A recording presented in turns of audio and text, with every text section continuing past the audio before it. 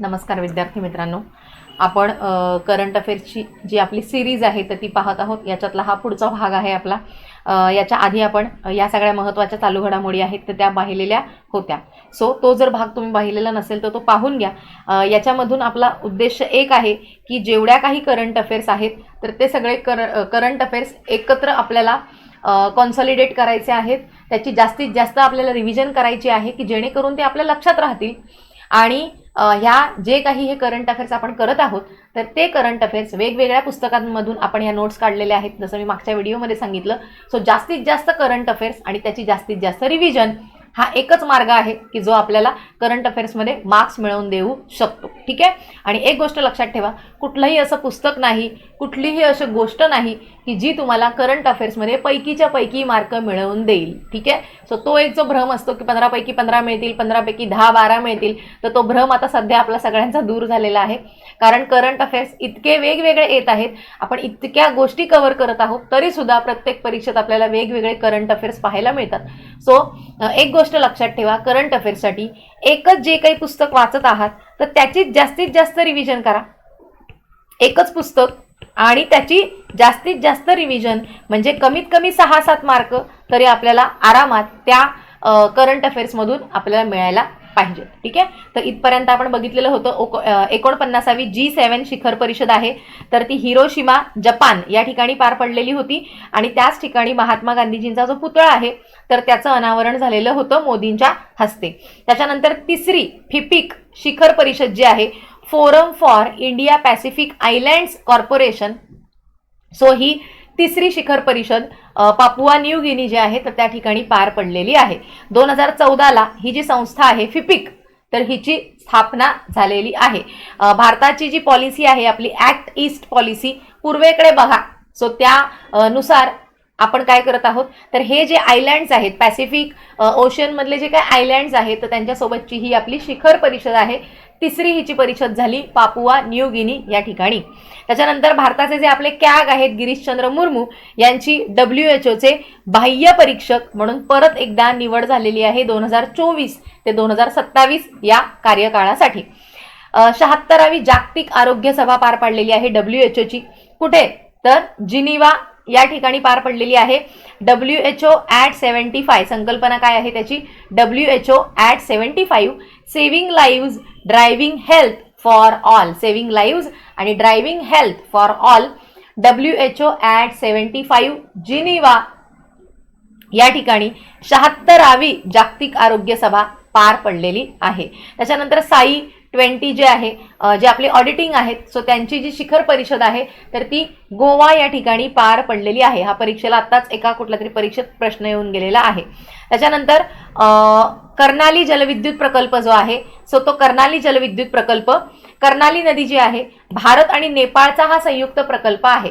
So Bharat आणि नेपाळचा संयुक्त प्रकल्प हा आहे। त्याच्यानंतर महाकाली नदी जी आहे लोअर अरुण जलविद्युत प्रकल्प म्हणजे जे आपले अरुणाचल मधून आपली जी नदी वाहते महाकाली नदी तर तिच्या म्हणजे महाकाली नदी आणि अरुण नदी जी आहे कोशी आपली जी कोसी नदी आहे त्या कोसी नदीची उपनदी आहे अरुण नदी। सो तिच्यावरती दुसरा जो पंचेश्वर प्रकल्प आहे हा पंचेश्वर प्रकल्प उभारला जात आहे। ठीक आहे। पहिला कुठला होता कर्नाली, सो तो भारताचा आणि नेपाळचा तो संयुक्त उपक्रम आहे, तेवढं एक लक्षात ठेवा। त्याच्यानंतर अमेरिकेच्या जागतिक महिला समस्यांविषयक राजदूत म्हणून गीता राव गुप्ता, सो गीता महिलांविषयक समस्या असं लक्षात ठेवा। सो गीता राव गुप्ता महिलांविषयक समस्यांविषयक राजदूत म्हणून त्यांची नियुक्ती झालेली आहे। ही पण करंट अफेअर्स आपण आधी वाचलेली आहे, आपल्या आधीच्या व्हिडिओत आपण केलंय हे। त्याच्यानंतर हे पण आपण आधी केलेलं आहे। प्रतिमा भुल्लर माल्डोनाडो यांची या भारतीय वंशाच्या आहेत आणि न्यूयॉर्क पोलीस विभाग जो आहे त्याच्या सर्वोच्च पदावरती आशियातील पहिल्या महिला आहेत ह्या, ज्यांची माल्डोनाडो त्यांची त्या हे बघा दक्षिण आशियाई पहिल्याच महिला आहेत की ज्यांची इतक्या उच्च पदावरती नियुक्ती झालेली आहे। जगातील सर्वात मोठा कार निर्यातदार तर तो चीन आहे। त्याच्यानंतर जलस्रोत जे आहेत आपले तर त्यांच्या व्यवस्थापनासाठी IIT मद्रास जी आहे या IIT मद्रासने इस्रायल सोबत करार केलेला आहे। कशासाठी तर जल व्यवस्थापनासाठी। त्याच्यानंतर आपली जागतिक हवामान संघटना जी आहे सो WMO. तर तिच्या महासचिवपदी पहिल्यांदाच एका महिलेची नियुक्ती झालेली आहे, सेलेस्टे साउलो. सेलेस्टे साउलो, ठीक आहे, हे लक्षात ठेवायचं. आणि हे IMP आहे. ह्याच्यातलं आणखीन काय महत्वाचं असेल तर हे माल्डोनाडो ते एक IMP आहे, आणि हे गीताराव गुप्ता ते पण एक IMP आहे. आणखीन फिपिक परिषदेचे एक लक्षात ठेवा, मालखाना एक लक्षात ठेवा, संपूर्ण प्रशासन आणि इंटरनेटचा वापर केरळ ते बघितलेलं होतं आपण. त्याच्यानंतर सौरभ गांगुली एक लक्षात ठेवा, त्रिपुराचे सदिच्छा दूत आहेत टुरिझम. त्याच्यानंतर एवढे तरी लक्षात ठेवायचे आहेत, ठीक आहे. पुढचं बघा, सेलेस्टो साउलो WMOच्या महासचिवपदी त्यांची नियुक्ती झालेली आहे. गीताराव गुप्ता महिला समस्या त्या कुठे, अमेरिकेच्या. त्याच्यानंतर दुसरं काय बघितलं होतं, माल्डोनाडो, ज्या की न्यूयॉर्कच्या पोलीस म्हणजे सर्वोच्च पोलीस पद जे आहे त्यांचं, त्याच्यावर त्यांची नियुक्ती झालेली आहे. त्यानंतर युनिव्हर्सल पोस्टल युनियन जे आहे त्याचं प्रादेशिक कार्यालय दिल्ली या ठिकाणी स्थापन करण्यात आलेलं आहे. अखिल भारतीय मराठी नाट्य परिषदेच्या अध्यक्षपदी प्रशांत दामले जे आहेत तर त्या प्रशांत दामले यांची नियुक्ती झालेली आहे. शासन आपल्या दारी योजना म्हणजे जनतेला काय करायचं आहे तर विविध शासकीय योजनांची योजना आणि कागदपत्र एकाच ठिकाणी मिळण्यासाठीची योजना आहे शासन आपल्या दारी. त्याच्यानंतर सचिन तेंडुलकर यांना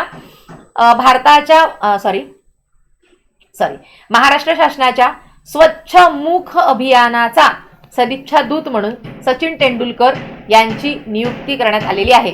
कारण जेवढे काही मौखिक आजार वाढत आहेत, तोंडाचा कॅन्सर वगैरे असेल तर असे बरेच आजार वाढत आहेत आणि त्यामुळे त्यांना मागे हँड सदिच्छा दूत जो आहे त्याच्यासाठी पण त्यांची नियुक्ती झालेली होती कोरोनाच्या त्या काळामध्ये. आणि आता माउथ तोंडासाठीचं स्वच्छ मुख अभियानाचा सदिच्छा दूत म्हणून सचिन तेंडुलकर यांची नियुक्ती झालेली आहे, म्हणजे यांची नियुक्तीच म्हणा. नमो शेतकरी महासन्मान निधी योजना जी आहे तर त्याच्या अंतर्गत आधी आपण काय करायचो तर शेतकऱ्यांना 6,000 रुपये आपले मिळत होते त्या योजनेअंतर्गत. तर आता नमो शेतकरी महासन्मान योजनेअंतर्गत आणखीन आपण 6,000 रुपये वाढवलेले आहेत. तसे टोटल त्यांना शेतकऱ्यांना आता 12,000 रुपये जे आहेत किसान सन्मान निधी, त्याच्यामध्ये आपल्याला 6,000 मिळायचे आधी, आता ते 12,000 रुपये मिळणार आहेत. अहमदनगरचं नाव आता अहिल्यानगर होणार आहे.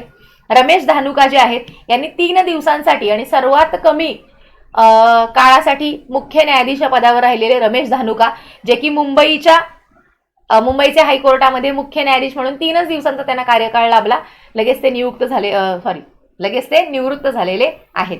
त्याच्यानंतर राजस्थानमध्ये डेगानामध्ये जम्मू काश्मीरपेक्षा पण मोठा लिथियमचा साठा जो आहे तर तो राजस्थानमध्ये सापडलेला आहे. पुढचा आहे NIIF चे अंतरिम CEO व MD म्हणून राजीव धर यांची नियुक्ती झालेली आहे. आता NIIF म्हणजे काय तर national infrastructure and investment fund, ज्याची स्थापना 2015ला झालेली आहे, त्याच्या अध्यक्षपदी किंवा CEO पदी राजीव धर यांची नियुक्ती झालेली आहे. राजीव धर हे नाव आधी आपण कुठे ऐकलेलं आहे तर ते सांगायचं आहे. पुढचं आहे संचार साथी पोर्टल, दूरसंचार उद्योगामध्ये पारदर्शकता आणि सुरक्षा वाढवण्यासाठीचं आहे. त्याच्यानंतर नवनीत कौर यांची स्पर्धा आयोगाच्या अध्यक्षपदी नियुक्ती झालेली आहे. स्पर्धा आयोग त्याच्या अध्यक्षपदी नवनीत कौर यांची नियुक्ती झालेली आहे. उत्तर प्रदेशमधल्या हे पण आपण बघितलंय 7 उत्पादनांना नवीन GI टॅग मिळालेला आहे. सर्वाधिक GI टॅग कुठे तर तामिळनाडूमध्ये 55, त्यानंतर UP मध्ये. पेट्रोलियम आणि नॅचरल गॅस नियामक मंडळाच्या अध्यक्षपदी AK जैन पेट्रोलियम असं लक्षात ठेवा. AK जैन यांची पेट्रोलियम आणि नॅचरल गॅस नियामक मंडळाच्या अध्यक्षपदी त्यांची नियुक्ती झालेली आहे. त्याच्यानंतर 2023 मागच्या परीक्षेत प्रश्न आलेला होता, भारतात सर्वाधिक FDI करणारे देश, तर त्यावेळेस 21-22 होतं. त्यावेळेस सॅम अशी त्याची ट्रिक होती, म्हणजे सिंगापूर, अमेरिका आणि मॉरिशस असं होतं ते. आता ते समा झाले, SMA म्हणजे काय, सिंगापूर, मॉरिशस आणि अमेरिका. ईशान्य भारतातील पहिली वंदे भारत एक्सप्रेस आसाममधलं गुवाहाटी ते न्यू जलपैगुडी जे आहे आपलं पश्चिम बंगालमधलं, आसाम गुवाहाटी ते न्यू जलपैगुडी इथपर्यंत पहिली ईशान्य भारतातली पहिली वंदे भारत जी आहे तर ती सुरू झालेली आहे. पैगुडी. पुढचा आहे शानन जलविद्युत प्रकल्प हिमाचल प्रदेश मधला आहे, एवढंच लक्षात ठेवा. मेकेदातू प्रकल्प जी आपली कावेरी नदी आणि तिची उपनदी जी आहे अर्कावती, तर यांच्या संगमावरती हा जो मेकेदातू प्रकल्प आहे तर तो उभारला जात आहे कर्नाटकमध्ये. MV एक्सप्रेस भारताचे पहिले आंतरराष्ट्रीय क्रूज जहाज कुठला आहे? MV express. ई अपील योजना कायसाठी आहे? तर केंद्रीय प्रत्यक्ष कर मंडळाची म्हणजे अपील जी आहे ती लवकरात लवकर निकाली काढावी यासाठीची ई अपील योजना. सागर समृद्धी वेस्ट टू वेल्थ उपक्रमाला गती देण्यासाठी या ऑनलाईन ट्रेनिंग मॉनिटरिंग सिस्टीमचे अनावरण करण्यात आलेले आहे. ते नाही एवढं महत्त्वाचं, ह्या 2 गोष्टी इतक्या नाही महत्त्वाच्या. MV एक्सप्रेस एक लक्षात ठेवा. मेकेदातू प्रकल्प कोणत्या राज्य? तर राज्य लक्षात ठेवा कर्नाटक. त्याच्यानंतर सर्वात जास्त FDI तो समा आहे, सो सिंगापूर, मॉरिशस आणि अमेरिका आहे. त्याच्यानंतर नवनीत कौर यांची स्पर्धा आयोगाच्या अध्यक्षपदी नियुक्ती झाली, ते एक पाठ करून ठेवा. पेट्रोलियम आणि नॅचरल गॅस नियामक जैन होते त्याचे. त्याच्यानंतर रमेश धानुका हे एक लक्षात ठेवा, मुंबई हायकोर्टाचे होते. ठीक आहे. त्यानंतर महत्त्वाचं अजून कुठलं? सेलेस्टो सावलो आपण पाठ केलं. प्रतिमा भुल्लर माल्डोनाडो ते एक पाठ केलं. गीताराव गुप्ता आपण पाठ केलेलं आहे. एवढं सगळं आपण हे आता पाठ केलंय. चला पुढे. तुंगनाथ मंदिर जे आहे, जे की सर्वोच्च जेवढी काही शंकराची मंदिर आहे त्याच्यातलं एक आहे, ज्याला की राष्ट्रीय स्मारक म्हणून घोषित करण्यात आलेलं आहे. त्याच्यानंतर किरेन रिजिजू यांनी पहिल्या टॅगिन भाषेतलं चित्रपट जो आहे त्याचा ट्रेलर लॉन्च केलेला आहे. लव्ह इन 90s त्या पिक्चरचं नाव आहे. समर्थ मोहीम ग्रामीण भागातील डिजिटल व्यवहारांना चालना देण्यासाठी समर्थ मोहीम. त्याच्यानंतर हे महत्त्वाचं नाही, एम्स नागपूर जे आहे या एम्स नागपूरला NABH मान्यता प्राप्त करणारं देशातलं पहिलं एम्स ठरलेलं आहे. एम्स नागपूरचं जे एम्स आहे ते. त्याच्यानंतर NIF जी रँकिंग असते आपली, नॅशनल इन्स्टिट्यूशन रँकिंग फ्रेमवर्क जो आहे त्याच्यामध्ये आपण देशातल्या सगळ्या विद्यापीठांना हे देत असतो, रँक देत असतो. सो त्याच्यानुसार IIT मद्रास प्रथम स्थानी, IISc बंगळुरू दुसऱ्या स्थानी आणि IIT दिल्ली तिसऱ्या स्थानी आहे. मिशन माहीर काय आहे? तर ऊर्जा क्षेत्रामध्ये उदयोन्मुख तंत्रज्ञान ओळखणं आणि त्यांना भारतात आणि भारताबाहेर त्यांना तैनात करणं, जे की ऊर्जा क्षेत्रामध्ये क्रांती आणू शकेल अशी वेगवेगळी तंत्रज्ञानं जी आहे, टेक्नॉलॉजी आहे, जी काही नवीन नवीन डेव्हलप होत आहे, सो त्यांना विकसित करणं हे आहे मिशन माहीर. मिशन माहीर म्हणजे तू किती माहीर आहेस तुझ्या कामात, सो ते कुठल्या क्षेत्रामध्ये आहे तेवढं फक्त लक्षात ठेवा, ऊर्जेच्या क्षेत्रामध्ये आहे. 5वा राज्य अन्न सुरक्षितता निर्देशांक 2022-23, सो त्याच्यामध्ये केरळ प्रथम क्रमांकावर आहे. पंतप्रधान मातृवंदना योजना याच्या अंतर्गत गोद भराई सोहळा म्हणून साजरी करण्यात आली. कुठे? तर दौसा राजस्थान या ठिकाणी. शक्ती योजना माहिती आहे, त्याचा प्रभाव आपल्या महाराष्ट्रात लगेचच पडला. जी की शक्ती योजना ज्याच्यामध्ये बसचं तिकीट म्हणजे महिलांना बसची वाहतूक फ्रीमध्ये करण्यात आलेली आहे. तर मग आपल्या महाराष्ट्रात लगेचच आपल्याला 50% तिकीट लगेचच झालेलं होतं. त्यानंतर जतन व्हर्च्युअल म्युझियम बिल्डर सॉफ्टवेअर आहे, हे महत्त्वाचं आहे, हे एक पाठ करा. अमित अग्रवाल यांची UIDAE जे आहे, UDI ज्याला म्हणतो आपण, सो त्याचे नवीन CEO म्हणून अमित अग्रवाल यांची नियुक्ती झालेली आहे.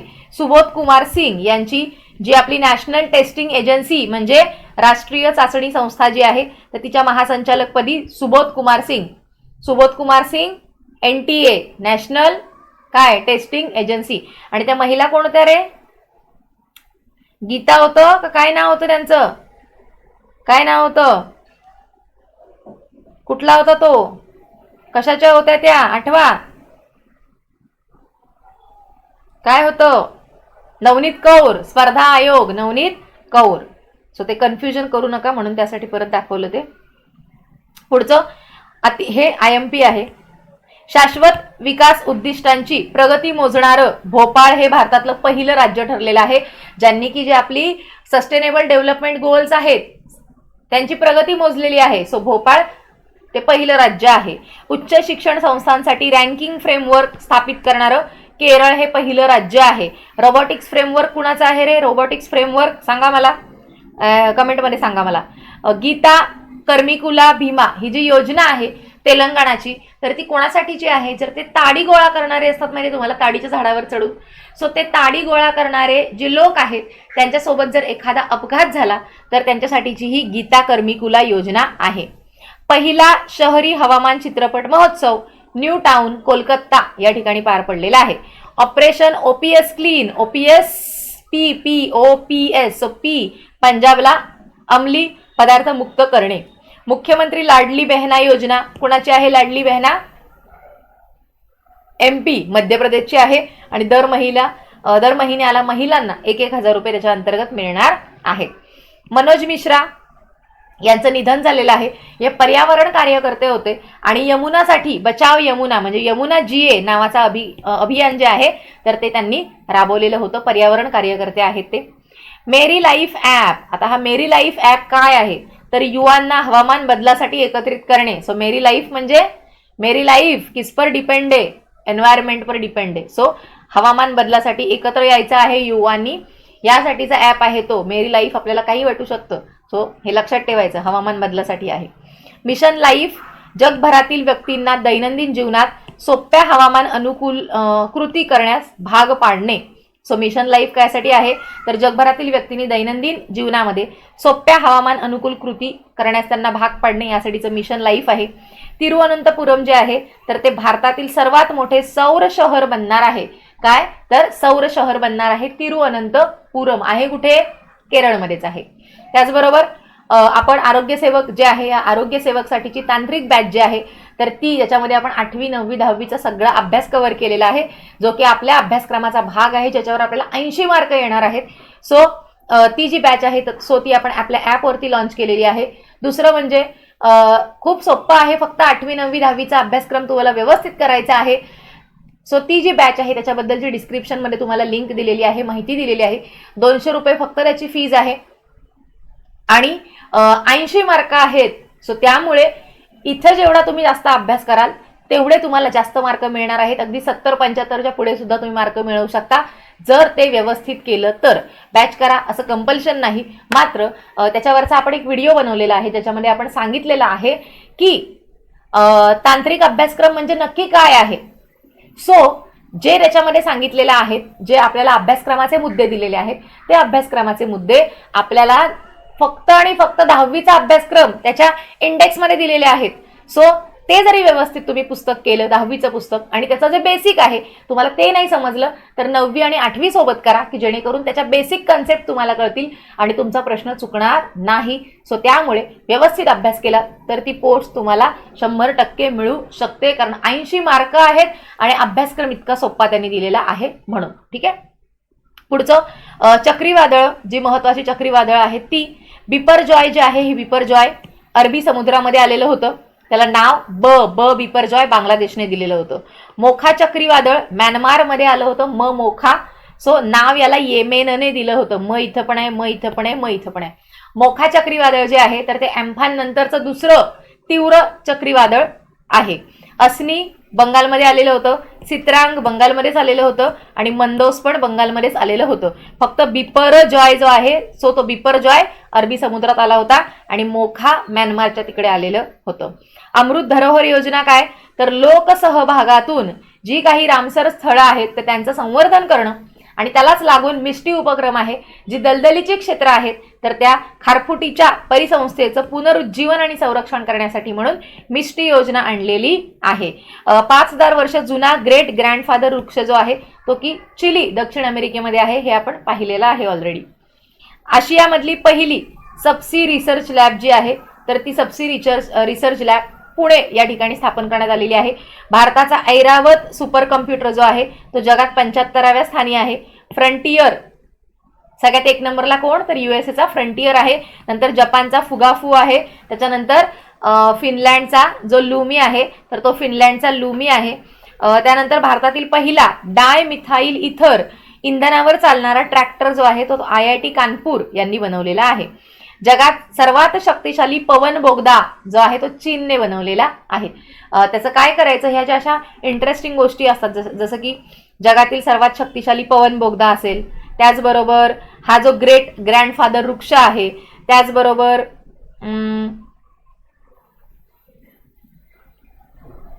तर अशा ज्या काही गोष्टी असतात की नाही तर ते लगेच तुम्ही ना गुगलवरती सर्च करायची स्वतःला सवय लावा.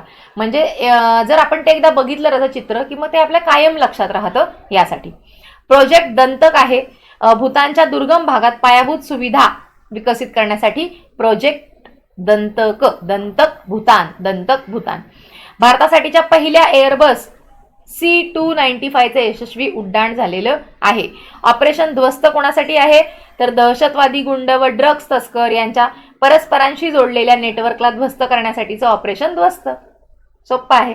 ऑपरेशन मेघचक्र हे महत्वाचं आहे, जे की CBI द्वारे राबवलं गेलं. आपण कुठल्या तरी मागच्या करंट अफेअर्समध्ये हे कव्हर केलंय. तर जे बाल लैंगिक शोषण सामग्रीचा प्रसार करतात तर त्यांच्या विरुद्धचं ऑपरेशन मेघचक्र आहे, जे कुणी राबवलं आहे, जे की CBIने राबवलेलं आहे. तेच आहे ऑपरेशन ऑक्टोपस. काय आहे ऑपरेशन ऑक्टोपस, तर पॉप्युलर फ्रंट ऑफ इंडियाच्या सदस्यांवरची कारवाई आहे ती. NIAचे पॉप्युलर फ्रंट ऑफ इंडियाच्या सदस्यांवरची कारवाई. ऑपरेशन सर्द हवा पाकिस्तान सीमेवरती घुसखोरी रोखण्यासाठीचं आहे, हे पण आपण पाहिलेलं आहे. ऑपरेशन अलर्ट पाक सीमेवरती अधिक सुरक्षा, सो ऑपरेशन अलर्ट. ऑपरेशन सद्भावना जम्मू काश्मीर आणि लडाखच्या दुर्गम भागातल्या लोकांसाठी कल्याणकारी कार्यक्रम राबवणे, यासाठी ऑपरेशन सद्भावना. आणि हा प्रश्न मागच्या कंबाईनमध्ये आलेला होता. रेड रोज हा कार्यक्रम म्हणजे पंजाबमधल्या उत्पादन शुल्क विभागाद्वारे अवैध दारू व्यापाराला आळा घालण्यासाठीचा खालीलपैकी कार्यक्रम कोणता, असा तो प्रश्न होता. आणि त्याच्यामध्ये कुणालाच वाटलं नसेल की त्याचं नाव रेड रोज असेल. सो ऑपरेशन रेड रोज त्याचं नाव आहे, जो की पंजाबमधलं उत्पादन शुल्क जे आहे एक्साइज डिपार्टमेंट, त्यांनी जे अवैध दारू व्यापार जो आहे त्याला आळा घालण्यासाठी operation red rose, so red rose से त्याच्यासाठीचं हे काय आहे कार्यक्रम आहे. ठीक आहे. कार्यक्रम म्हणजे त्यांनी सुरू केलेला तो प्रोग्राम, ज्याच्या अंतर्गत ते दारूच्या तस्करीला आळा घालतील. ठीक आहे. सो इथपर्यंत आपण करंट अफेअर्स पाहिलेले आहेत. आणखीन एक 2-3 व्हिडिओ आपण करूया की ज्याच्यामधून आणखी पुढे जर काही अजून राहिलं असेल महत्त्वाचं, सो ते सगळे करंट अफेअर्स त्या 2-3 व्हिडिओच्या माध्यमातून या सगळ्या परीक्षा यायच्या आधी 22ची मुख्य असेल, 23ची मुख्य असेल, सो त्या सगळ्या परीक्षा असतील, परिषद म्हणाले सॉरी, सो त्या सगळ्या परीक्षा असतील, नगर परिषदेची भरती असेल, त्याचबरोबर जिल्हा परिषदेची भरती असेल, सो त्या सगळ्या परीक्षांना उपयुक्त ठरतील अशा सगळ्या चालू घडामोडी आपण या 2-3 व्हिडिओमधून कव्हर करणार आहोत. ठीक आहे. सो थांबूया आपण इथे.